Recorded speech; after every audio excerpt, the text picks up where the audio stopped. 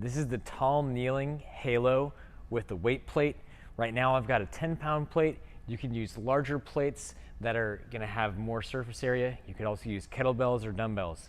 For this movement, I have one knee down, I have one knee up. I'm gonna stabilize with the glute of the leg that's down. So if I'm facing you here, I wanna stabilize with this hip. So I'm squeezing this glute. I might feel a stretch on the front leg.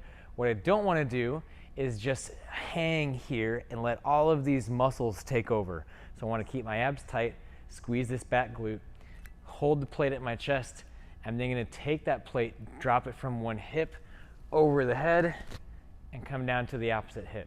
And then going over the head, down to the opposite hip.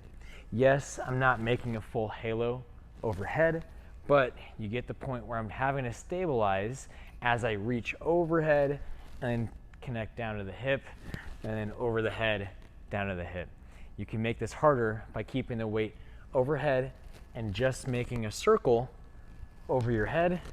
What I like to think about with this one is, let's say I have this keyhole. If I was a cyclops, I have an eye in the back of my head and one in the front of my head. I'm gonna hold that weight plate so it's in the front. I'm gonna turn so the eyeball on the back of my head can look through that weight plate, and then it comes around back to my face.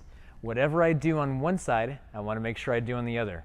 So I'm gonna go counterclockwise and clockwise, left and right hips.